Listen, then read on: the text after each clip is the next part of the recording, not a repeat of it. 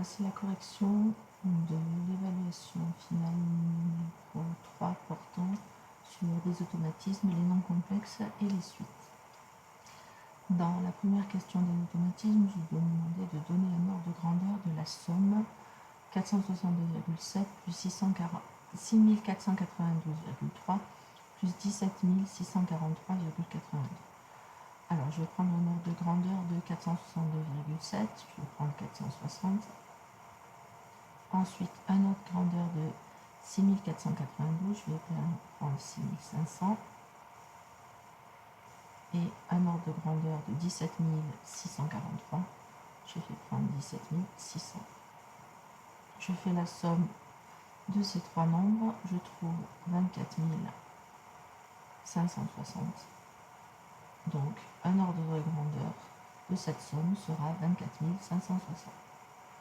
Deuxième question, le prix d'une location du mobil-homme passe de 500 € en basse saison à 700 € en haute saison. Quel est alors le taux d'évolution de ce prix? La différence est de 200 € sur les 500 de base, c'est-à-dire 2 cinquièmes. 2 cinquièmes, ça représente 4 dixièmes, donc 40 centièmes, ce qui fait plus 40% d'évolution. 3 septièmes que multiplie 28 neuvièmes à écrire sous forme de fraction irréductible. Quand j'ai à multiplier deux fractions, je multiplie les numérateurs entre eux et les dénominateurs entre eux. Mais avant d'effectuer ce calcul, le plus simple est de simplifier. 28, c'est 4 fois 7. Et 9, c'est 3 fois 3. Je peux donc simplifier 3 ici et 7 ici. Ce qui fait qu'il me reste 4 tiers, qui est la fraction irréductible.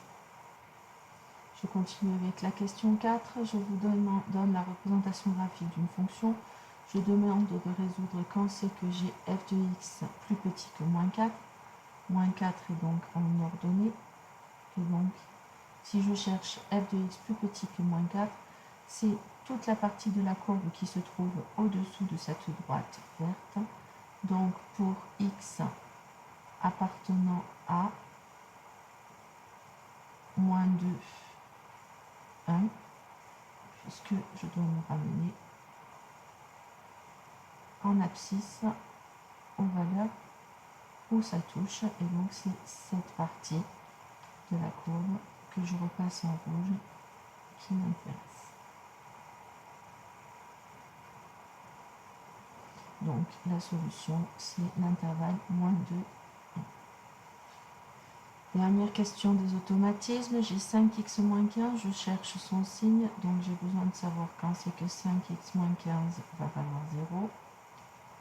Pour 5x égale 15, et donc x égale 15 sur 5,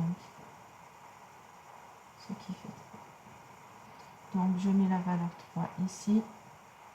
Je sais que 5x moins 15 est une fonction affine qui est croissante, donc la droite est d'abord au-dessous des abscisses, donc elle est négative, puis ensuite elle passe au-dessus de l'axe des abscisses, donc elle est positive. Je continue avec un exercice de spécialité sur les nombres complexes. Les questions 1, 2, 3, 4 et 5 sont indépendantes. Donc dans la première question, je demande de lire la fixe du point A, Z de A. Le point A est ici, la fixe c'est le nombre complexe qui est associé à ce point. On lit les coordonnées du point A qui sont 4, 2. Donc la fixe c'est 4 plus 2i.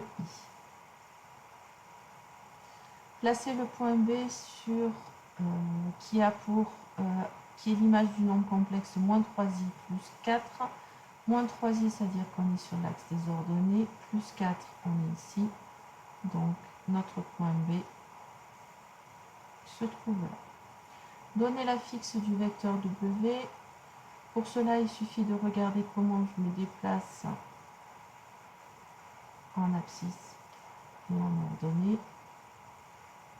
Ici, ça fait 3, 4, 5, 6 et 3 ici. Donc, la fixe du vecteur W que je vais donner ici, donc Z du vecteur W est égal à 6 plus 3i. Et pour finir, placer un point, placer le vecteur n qui est l'image de 3 plus 2i. Je décide de le placer où je veux. Si je pars d'ici, pour faire 3, ça fait 1, 2, 3. Et 2i, c'est-à-dire que je viens là. Et donc mon vecteur, c'est celui-ci. Voilà le vecteur n. Passons à la question 2. Je demande de déterminer le module de Z1. Alors, le module de Z1, sachant que c'est le module donc de 3 moins 7i, je vous rappelle que le module, c'est la racine carrée de la partie réelle au carré plus la partie imaginaire au carré, ce qui donne la racine carrée de 9 plus 49, ce qui fait racine carrée de 58. Donc, racine carrée de 58. Le conjugué de 8i-3, c'est la même chose que le conjugué de 3 moins 3 plus 8i. Ils ont la même partie réelle, donc moins 3, partie imaginaire opposée, donc moins 8i. Donc le nombre complexe est moins 3, moins 8i. La partie imaginaire de 5 moins 4i, c'est moins 4. Attention, on ne met pas le i. Et donner un nombre complexe qui soit un imaginaire pur, ben, par exemple 17i est un imaginaire pur. On a moins 2021 qui est i, qui est un imaginaire pur. Et ainsi de suite. Le tout étant de donner un nombre complexe dont la partie réelle vaut 0. On continue avec les nombres complexes où il s'agit là de calculer sous la forme algébrique du nombre complexe.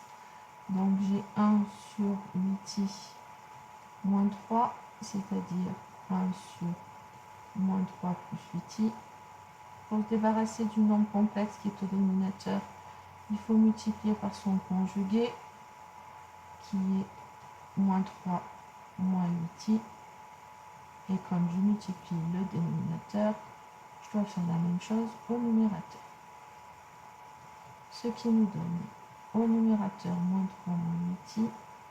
Et si je multiplie un nombre complexe par son conjugué, je trouve le module au carré, c'est-à-dire moins 3 au carré plus 8 au carré. Ce qui fait moins 3 moins 8i sur 9 plus 64, c'est-à-dire moins 3 moins 8i sur 73, que je peux écrire moins 3 sur 73, moins 8 sur 73, et j'ai donné l'écriture algébrique du nombre complexe Z3. Z4, même chose, cette fois-ci c'est un produit, 6 moins i, facteur de 4 plus 3i, ce qui donne 6 fois 4, plus 6 fois 3i, moins i fois 4, moins i fois 3i. 6 fois 4, ça fait 24. 6 fois 3i, ça fait 18i. Moins i fois 4, ça fait moins 4i. Moins i fois 3, ça fait moins 3i carré. Ce qui fait, après réduction, 24. 18i moins 4i, ça fait 14i. Et moins 3i carré, c'est moins 3 fois moins 1. Ce qui fait 24 plus 3 plus 14i, c'est-à-dire 27 plus 14i. On continue avec la dernière question sur les nombres complexes. Cette fois-ci, c'est un quotient de nombres complexes qu'il faut calculer. La méthode est toujours la même. Pour la mettre sous forme algébrique, il faut se débarrasser du nombre complexe qui est dénominateur. Pour cela, on multiplie par son conjugué, qui est 2 moins 3i ici. Et donc, i moins 5 est lui aussi multiplié par 2 moins 3i. Ce qui donne, quand je développe au dénominateur, je vais un petit peu plus vite, i fois 2, ça fait 2i. I fois moins 3i, ça fait moins 3i carré. Moins 5 fois 2, ça fait moins 10. Moins 5 fois moins 3i, ça fait plus 15i.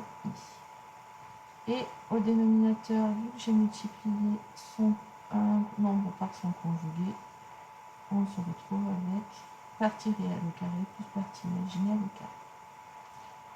2i plus 15i, 1i, ça fait 17i. Moins 3i carré, ça fait plus 3. Et il reste moins 10 sur 4 plus 9. Ce qui donne 17i moins 7 sur 13. Que je peux écrire moins 7 treizième plus 17 sur 13. Oui.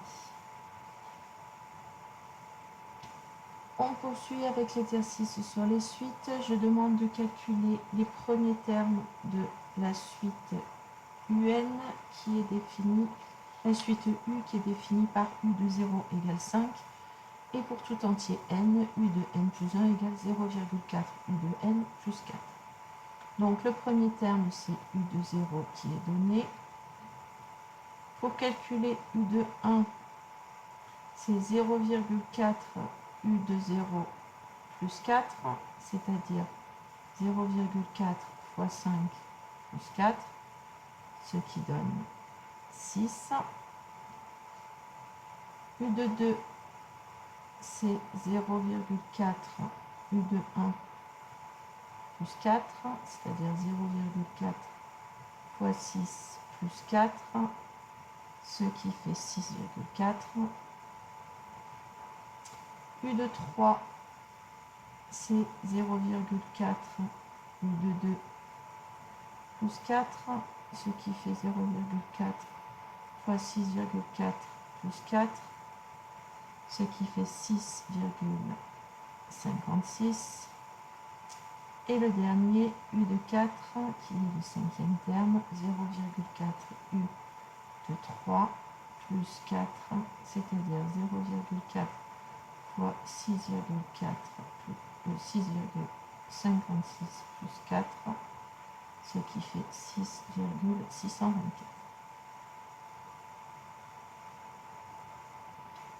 Question suivante, je demande de représenter les 5 premiers termes. Donc U de 0 vaut 5, il est ici. U de 1 vaut 6, le voilà. U de 2 vaut 6,4, donc ça fait à peu près ici. U de 3 vaut 6,56, ça fait à peu près là. Et U de 4, 6,624, ce qui fait à peu près ça. Comment semble être la suite? Elle semble être croissante.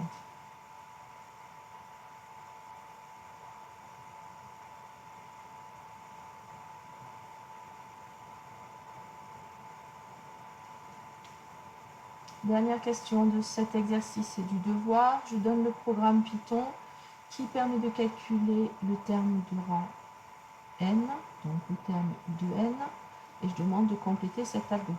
Donc je définis une fonction U de n qui vaut U égale 5. For i in range, on est obligé d'aller jusqu'à n plus 1 puisque je veux qu'elle me donne le nème terme.